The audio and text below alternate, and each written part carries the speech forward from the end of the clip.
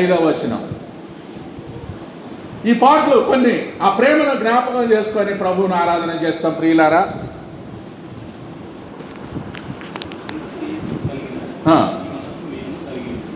ఏ మనస్సు?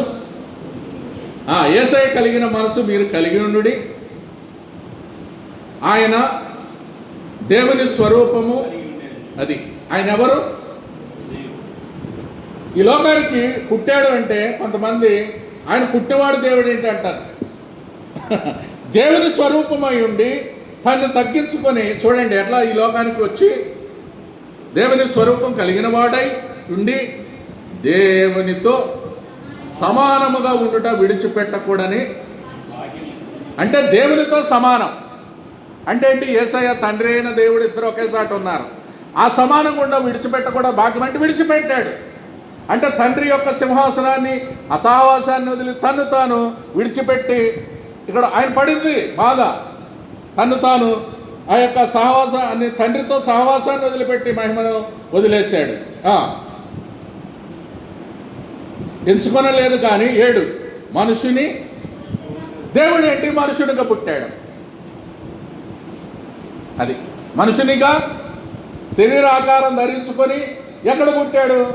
పశువుల రొచ్చు పాకలో పుట్టాడు. ఆ యొక్క రొచ్చులో ఎంతగా పుట్టాడు చూడండి. పశువుల పోలికగా పుట్టాడు, మనుషుని పోలికగా పుట్టాడు. దాసుడై అయిపోయాడు. పరిచర్య చేశాడు. కవల కట్టుకొని అందరికి పరిచయ కాళ్ళు గడిగాడు. దాసుని స్వరూపం ధరించుకొని తన్ను తానే రిక్తుడైపోయాడు. రిక్తుడవటం అంటే ఏంటి? రిక్తుడవటం అంటే అర్థం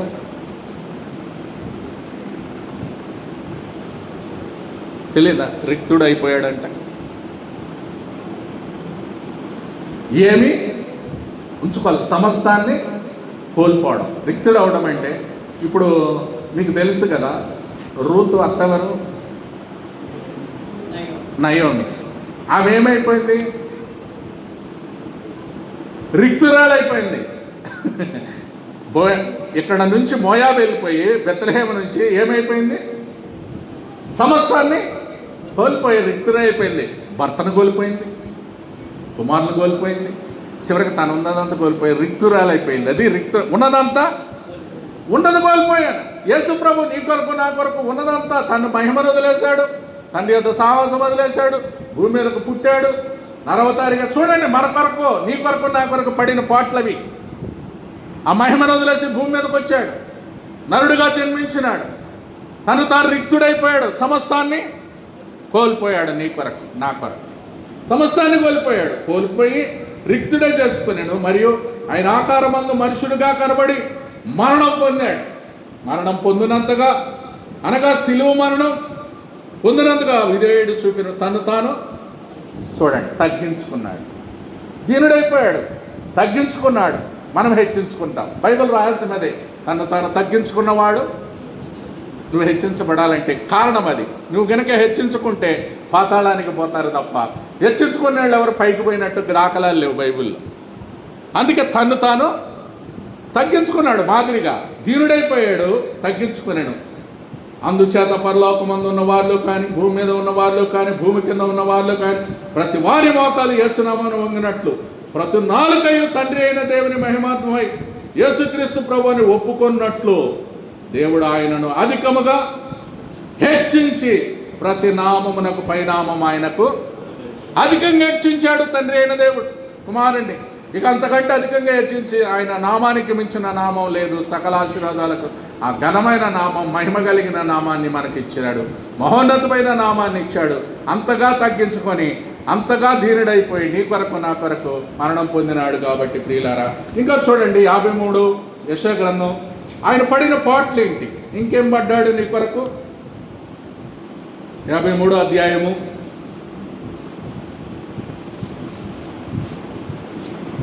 4వ వచనం చూడండి. మన రోగాలన్నీ ఆయన భరించాడు. మన రోగాలన్నీ ఆ కలువరి శిలువలో ఆయన భరించాడు. వ్యసనాలు వహించాడు, మెత్తబడినవాడిగా చేశాడు, బాధింపబడినవాడు, శ్రమ నొందినవాడిగా ఎంచాము. మన అతిక్రమాలను బట్టి అతడు గాయపరచబడిన, మన దోషాలను బట్టి ఆయన నలుగొట్టబడ్డాడు. ప్రియులారా, సమాధాన శిక్ష అతని మీద, అతడు పొందిన దెబ్బల చేత మనము చూడండి. ఇలాంటి మన అతిక్రమాలు తృణీకరించబడ్డాడు. 3వ వచనం, అతడు తృణీకరింపబడిన వాడు, ఆయన విసర్జించబడిన వాడు, ఎన్ని అనుభవించాడు, వ్యసనాక్రాంతుడుగా వ్యాధి అనుభవించాడు, ఎన్ని పాటలు పడ్డాడండి. అవన్నీ లెక్కేసుకుంటూ వస్తే ఎన్ని వస్తాయో మరి. అక్కడ ఒక 5-6 వచ్చినాయి, ఇక్కడ ఒక 5-6 వస్తాయి, 10 అవుతున్నాయి. చూడండి ఎన్ని పాటలు పడ్డాడు నీ కొరకు నా కొరకు. అంత మాత్రమే కాదు, 6, మనమందరము ఒక త్రోవ తప్పితిమి, మనలో ప్రతివాడు తనకిష్టమైన త్రోవ, యెహోవా మన అందరి దోషం అతని మీద, మన దోషాలు అతని మీద మోచుకున్నాడు. దౌర్జన్యం నొందాను, నోరు తెరవల బాధించబడి, వదక దెబ్బడు గొర్రెపిల్ల బొత్తు కత్తిరించమని ఎదుట మౌనంగా ఉన్నట్లు అతడు నోరు. 8వ వచనం, అన్యాయపు తీర్పు నొందిన వాడే అతడు. అన్యాయపు తీర్పు కూడా ఎంత పాటలు పడ్డాడు. అన్యాయపు తీర్పు, 7 చేత అన్యాయపు తీర్పు. ఒక రాత్రి 12 గంటలకి రాత్రి అంతా పట్టుకుంటే నిద్ర లేకుండా అటు ఇటు తిప్పి ఎంతగా హింస పెట్టారండి. ఆ సభ దగ్గరకు తీసుకెళ్ళారు, అన్నా కైపా దగ్గరకు తీసుకెళ్లారు, పొద్దు పిలాతు యుద్ధకు తీసుకెళ్లారు, అందరి దగ్గరికి. అక్కడ చక్రవర్తి హేరోదు దగ్గరకు తీసుకెళ్లారు. 7 దగ్గరకు తీసుకెళ్లే తీర్పు. చివరికి ఎంతమంది దగ్గరికి అన్యాయపు తీర్పు నొందాడు. నీ కొరకు నా కొరకు, అతిక్రమాల కొరకు బాధించబడ్డాడు, శిలువ నొందాడు. ఎన్ని పాటలు పడ్డాడండి. ఈ పాటలన్నీ ఎవరి కొరకు పడ్డాడు? అది నీ కొరకు నా కొరకు. అందుకే ప్రియులారా, ఆ పాడిన పాటలు అంత కాదు, చివరికి చూడండి అపోస్తుల కార్యాలు, వీటన్నిటినీ సమయం ఇంకా మనకు 20 అపోస్తుల కార్యాలు 20 అధ్యాయము 28వ వచనం.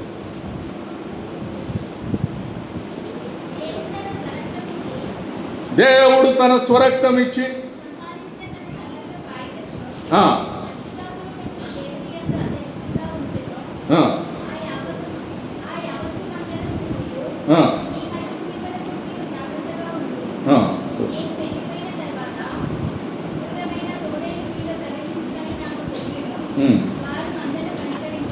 కాబట్టి మందరు కనికరించారు. ఘోరమైన తోడేళ్ళు వస్తాయంట. తోడేళ్ళు ఏం చేస్తుంది? గొర్రెల్ని తన్నుకొనిపోయి చంపేసి తినేస్తాయి. ఘోరమైన తోడేళ్ళ పని అదే. సంఘాలు కనికరించారు ఇక్కడ. అందుకే చూడండి, దేవుడు తన స్వరక్తం ఇచ్చి సంపాదించిన తన సంఘాన్ని కాయటానికి తన స్వరక్తం ఇచ్చి ఎంత పాటుపడ్డాడు. రక్తమంతా తన స్వరక్తం ఇచ్చి సంపాదించిన సంఘం ఇది. విలువ పెట్టి కొన్న సంఘం, విలువ పెట్టి కొనుక్కున్నాడు నిన్ను నన్ను. కాబట్టి అందుకే మనకు తెలుసు విలువ పెట్టి కొనబడవారు అందుకే ఆయన పరిశుద్ధుడు కనుక మనం పరిశుద్ధంగా ఉండాలి, జయయుద్ధం కలిగి ఉండాలి. ఆయన కొన్నవన్నీ మనకు ఆపాదించుకోవాలి.